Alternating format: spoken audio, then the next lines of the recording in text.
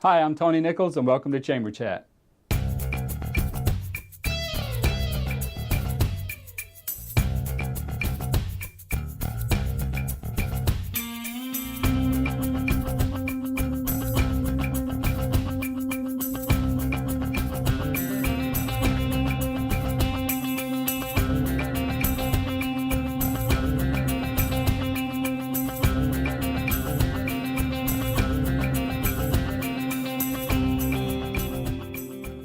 Hi, and welcome to this edition of Chamber Chat, a program put together by the Salisbury Area Chamber of Commerce to keep you informed of what's going on in your community and in your chamber. We've got something big going on in the community coming up pretty soon, and Caroline O'Hare, the local manager for the National Folk Festival, is here to tell us about it. Welcome to the program. Thank you. Thank you for having me.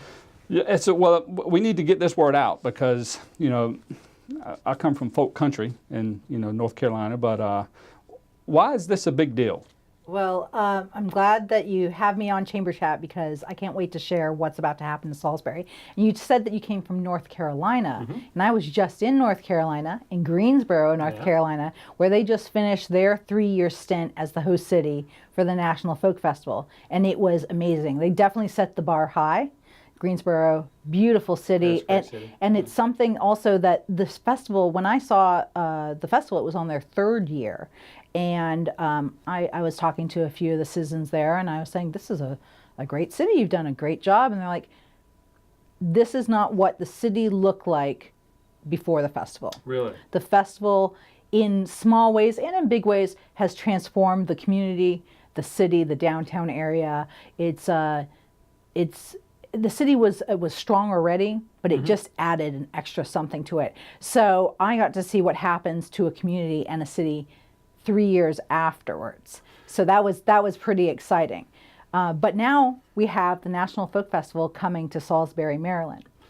So tell me what 3 years is. So it's not a 3-year long festival, is it? Or it's just certain times during the year for 3 years we'll have the festival? Exactly. Okay. So it's a 3-day festival. All right. It's the oldest and longest running celebration of the traditional arts in the nation. Wow. Cities compete to be the host. We are very honored and very lucky to have been selected. It's a competitive position. So we will be the host city for 3 years starting in 2018. So 2018, 2019, 2020. The festival next year will be September 7th, 8th, and 9th. So it's a 3-day festival, and it's a feast for the senses. It's 7 stages of continuous music. It's dance and art and craftsmanship and so much food. And the food is very good. It's not, and the food is also not just what you'd see at a carnival or down in Ocean City, or we've got Maryland fare, but then there's also all these different ethnic cuisines. We had these incredible dumplings in Richmond when we went to their festival. There's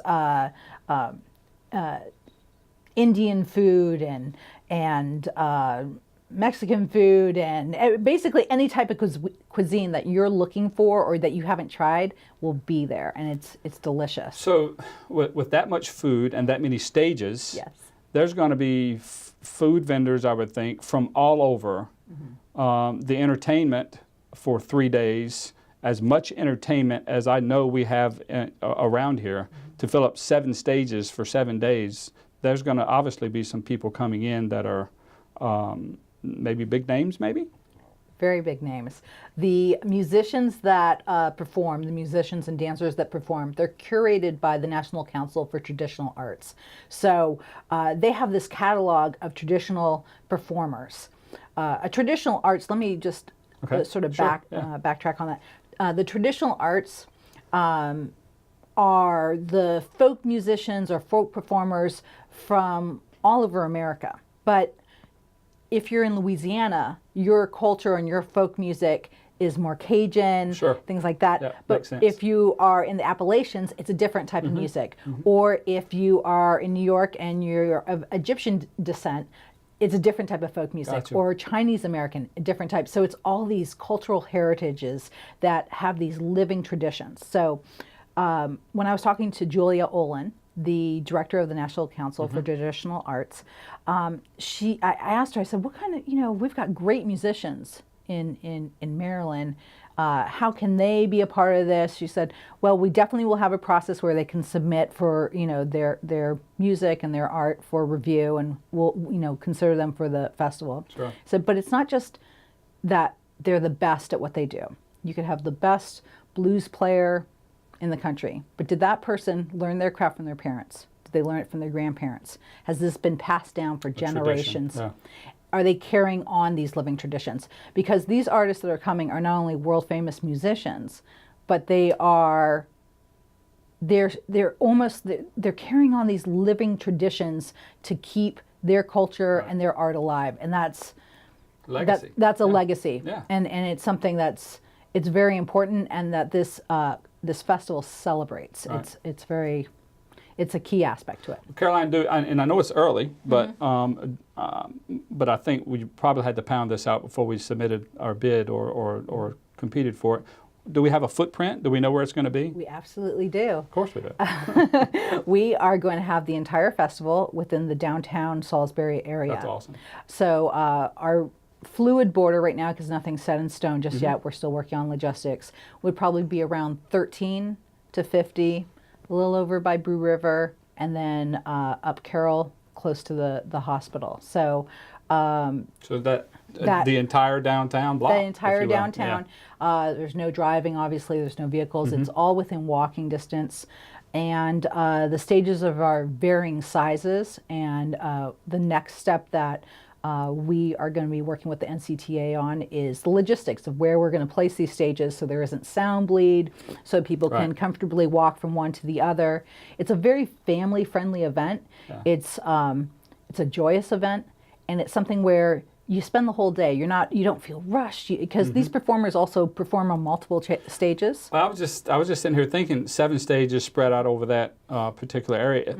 Heck, it'll take 3 days to really walk and truly get the experience of the full festival. So I'm looking forward to it already. It's fantastic, and what's great is you can try and see all of them. I tried in Greensboro, I tried in Richmond. There's a schedule where you can sort of race to each of them, but it's really more of that thing where you're experiencing music. You're experiencing art that you maybe have never been exposed to before. Sure. So when you walk up to a stage and you say, "Oh, I wonder what Tuvan throat music is." Gotcha. And then you find out, and it's this incredible sound that you've never heard before. It's almost that's how you experience the festival, is you just start to wander and explore. You come across a craftsman creating either their pottery or their carvings right there. You get to see them creating their works of art right in front of you. You get to interact with them. It's an incredible experience. I would think something like this is the impact is going to reach much further than downtown Salisbury. Absolutely. This is not just a festival in Salisbury. While it is located in Salisbury, the effect is going to be up and down the Eastern Shore. And not only is it a cultural festival where people are going to, in a sense, be able to travel around the world without leaving Salisbury, because they're going to see all these different sites and art and music that they've maybe never been exposed to. But it's also going to have an economic impact. Sure it will. We are anticipating in that 3-day period $15 to $30 million in direct spending. Wow. So that's people, when they come to the festival, they have to eat at a restaurant, or they have to have a hotel, or they get gas and they buy clothes. They go to museums. Maybe they'll rent bikes or stand-up paddle boards, or they'll make a weekend of it. And that's another great aspect of the festival, because we're taking the national spotlight and we're putting it on the Eastern Shore and saying, "Hey, America, take a look at us. We want to show you how amazing we are, how fantastic we are. We want to invite you to our community, because we want you to come to the festival, but we also want you to come back after that." Sure, that's right. So, that's right. With the economic impact that tremendous, how much is it going to cost for people to attend the folk festival? I love that you asked that. This is the best answer. Well, I'm liking it already. It is 100% free. Wow. It's a free 3-day movable feast. It's important that it's free because no one should be denied accessibility to these artisans and to this music. And that's another thing that makes it so joyous, because anyone can come, anyone can explore, and I'm just so excited that we're a part of this. To be able to bring a truly world-class event to downtown Salisbury, and it'd be free.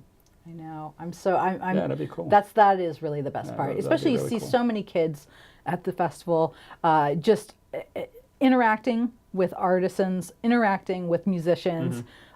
It isn't so much so like, oh, let's go to a concert and then they get off stage and you never see them again. They're walking around the festival. They're talking to people. They're sharing their talents and their experiences, and it's just a beautiful, beautiful weekend. So with it being free, are you looking for sponsors for the event? We absolutely are. And we are first looking to our local business and community leaders. We've started that already, and we have a few people that will be helping fund this festival.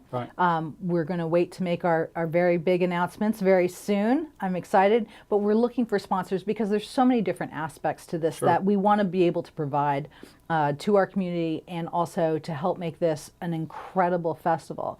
So there are things like sponsoring golf carts. We need golf carts to move artists back in front to stage and to the hotel, sponsoring things like the volunteer t-shirts. We're going to have about 800 plus volunteers.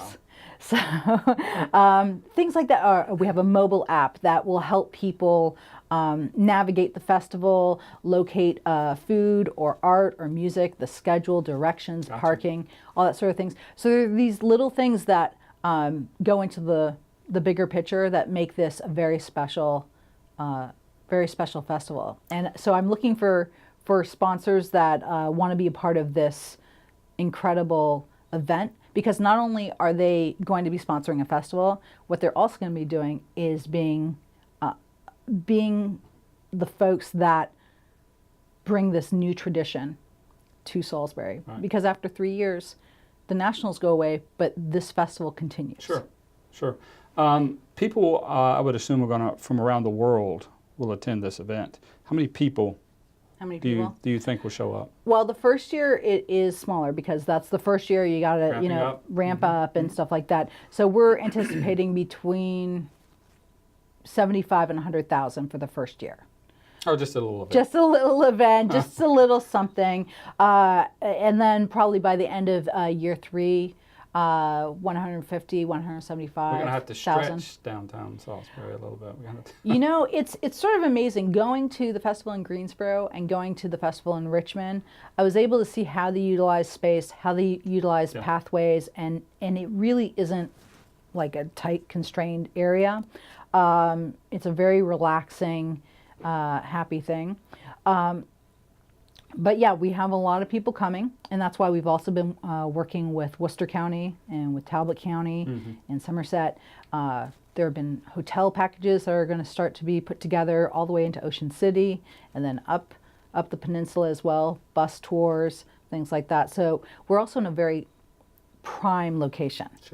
Because the majority of people that attend this festival come within a 2 to 3 hour drive.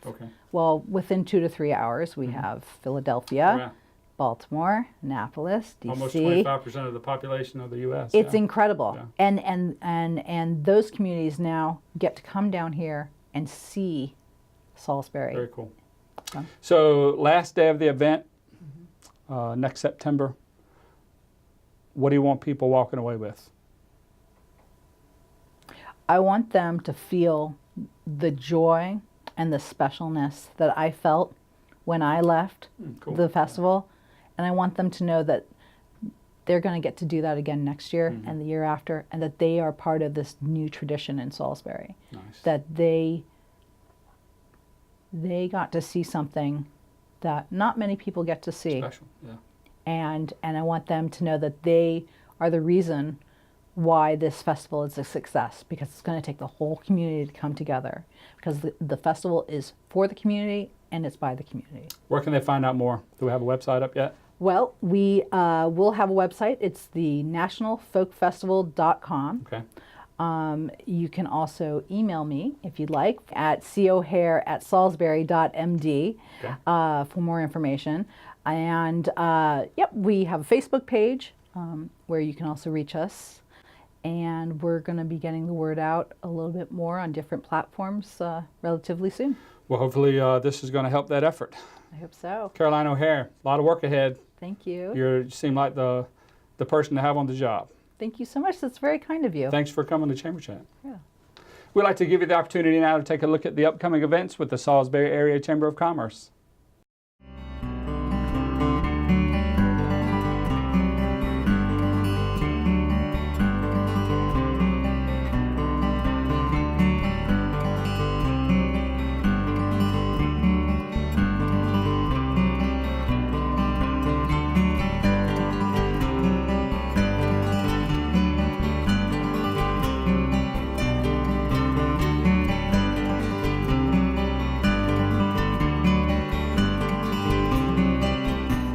Well, welcome back to Chamber Chat right here on PAC 14.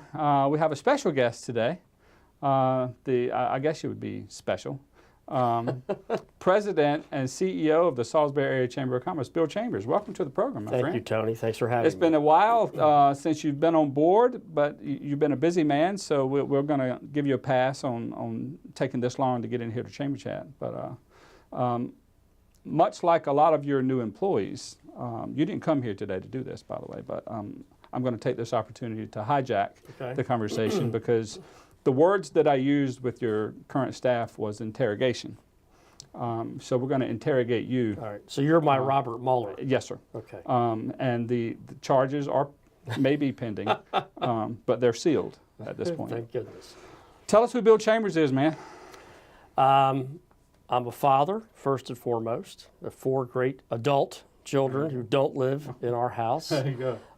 My wife, Cindy, and I have been over here now about 8 months, and we love it. Everyone has been wonderful and gracious and loving and caring, and we love the community. We knew that before we came over here. This is what attracted us to this area.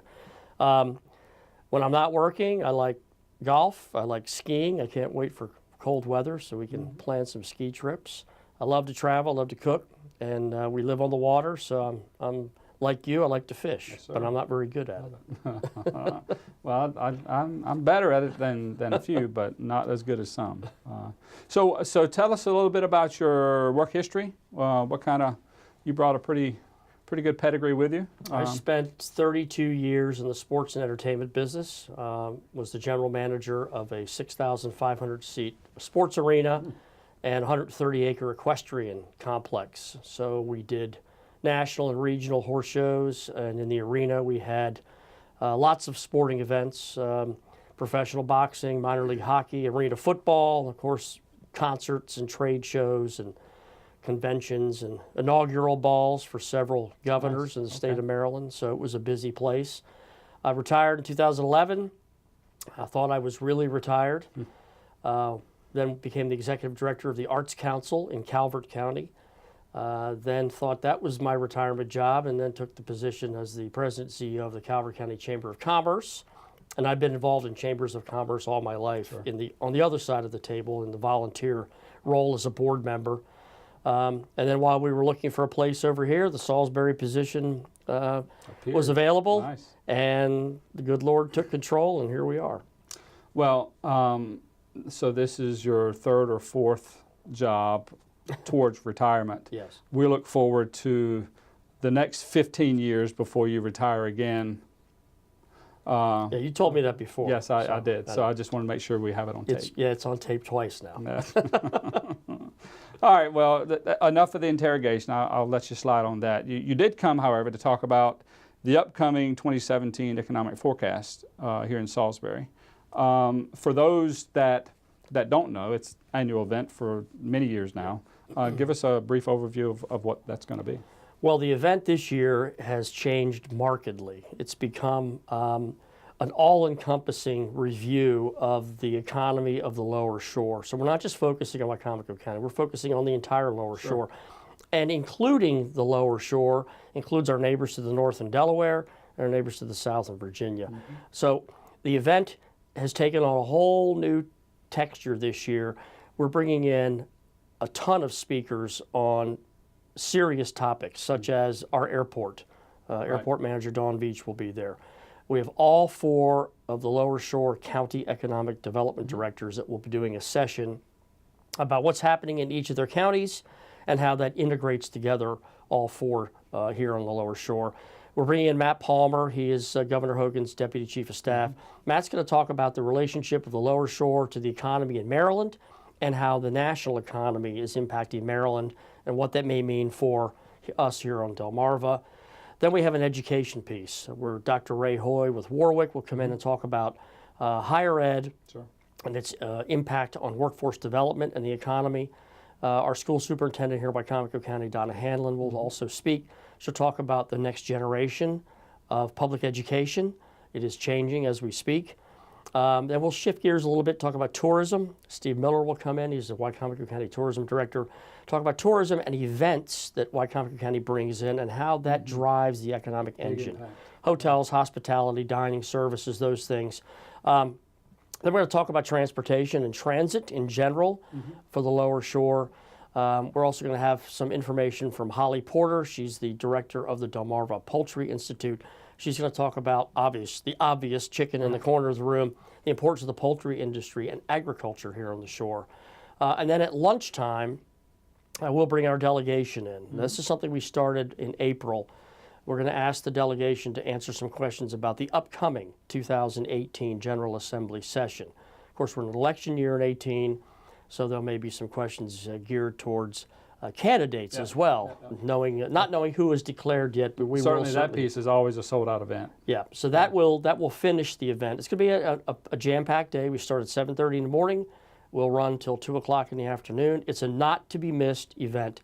If you're a member of our community, if you're a business owner, if you're someone that is working in a business in a management capacity, if you're just an interested standby citizen, you need to be at the event. So it's not just for people that are in suits and pantsuits? No, not at all. No, we'll have a decent representation of Salisbury University and Warwick students there as well. They're business school students. Fully expect that quite a few of those young women and young men will attend the event. It'll be rapid fire. Each of these sessions, 15 minutes. There's no Q&A. Okay. We go from one right into another, into another. So, and all of their PowerPoints and all of the information would be available as a takeaway, so that, folks don't have to worry about scribbling down notes. But it's an incredible event. We have great sponsors. We're still looking for a few more, but it's, again, not to be missed. And it's a radical change from the past where we had a moderator and panels and discussions and Q&A and things that went on, sessions that went on for an hour and a half to 2 hours. This is bing, bing, bing, bing, 15 minutes. So we'll cover 15 different economic topics in literally 4 hours. That may be the answer to my next question. You've come in, you've plugged into an already dynamic organization and putting your own mark on it, and I would think positively, by the way. Why the change to this historically successful event from, though it's not radically changed, there is a significant change. Why the change? Attendance was dragging the last few years. Okay. Talking to attendees as well as presenters, they felt that it needed a new reinvigoration. It needed to be more encompassing of areas of interest that the business community has here on the shore, which is why we included the transportation piece. The education piece has always been a part of it, but the tourism piece is a little bit new, and bringing in all the economic development directors to talk about what's happening in their respective jurisdiction, that's new. So it needed a shakeup is basically what we had to do with it. So the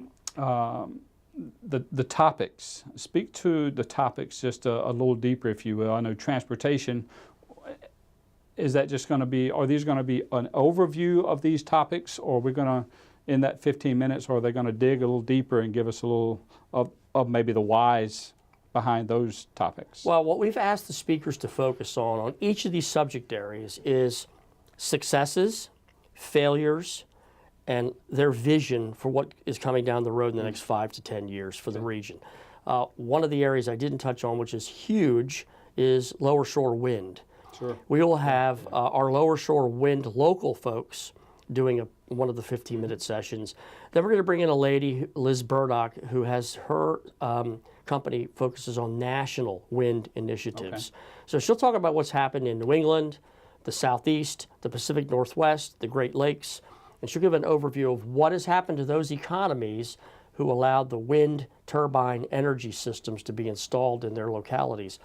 That'll be really interesting. That's going to be a little bit more than 15 minutes. We've allocated a half an hour for that. But really, we want each of these subject areas to talk about, again, successes, challenges, those kinds of things. Yeah, typically you just get the success part, and you don't get the challenge part. Correct. And I think in many cases the challenge, the more challenging pieces are really the ones that we need to know more about, because certainly with this community, there's some bright minds in the room, and if we can get those challenges out there, we can potentially Well, solve and there's some a of the method to issues. that madness, because a lot of these challenges will then translate into action items. Sure. So we want to take the challenges that are presented at this year's economic forecast and use that as a guide for our subject matter for the 2019 economic forecast. So we'll continue to be able to freshen the event up every year based on the information presented each year. So do you know if we have a full commitment from the delegation to come to the legislative luncheon? Yes, we're feeding them lunch. They'll all be there. That typically helps. And to your point, coming into what is sure to be a energy charged election cycle, there's no telling what we might get out of that. Yeah, I think we'll see some varying points of view on what's happening nationally. This whole tax initiative that's coming out of the Trump administration, I think that's going to be a focus that we're going to ask them questions about, because there will be potentially an impact on Maryland's economy depending on how that all flushes out with the Congress. And again, I think you'll have some rival candidates that will be together on stage for that part of it. So if not for anything, I think that will provide some informative and entertaining dialogue. We'll go with the entertainment. I would go entertainment and informative. You chose informative and entertainment. What else should we know? Wrap this thing up. You can register online at the Chamber website, which is salisburyarea.com. You can call our offices if you'd like as well. That number, I'm sure, will be on the screen. We'll answer questions for you. We still have sponsorships left. Some of the sponsorships include the opportunity for that business or organization to actually sponsor that speaker. Sure. And at the higher levels, actually introduce the speaker. It will sell out. Tickets are available now. We welcome future members. We want them to attend the event as well, so you don't have to be a member of the Chamber of Commerce. In fact, we serve the business community regardless of whether you're a member. So we have non-members or future members call the office all the time, and we give them just the same amount of help as we do a member. Very good. Well, Bill, it's been a pleasure to have you on Chamber Chat, brother. You have certainly made a splash in Salisbury in a good way. We're glad you're here, and we look forward to where you're going to take the Chamber. Thank you, Tony. We have a great team, and we couldn't do anything without the folks in the office they do all the heavy lifting. Thank you. I agree. Well, thanks for joining us here. Thank you. We'd like to thank you for joining us on this edition of Chamber Chat. And as always, if you missed a portion of this program or you would like to view previous editions of Chamber Chat, we encourage you to visit the Chamber's website or utilize PAC 14's on-demand feature on their website. That's about all the time we have at this edition of Chamber Chat. My name's Tony Nichols, your host, encouraging you to make a difference.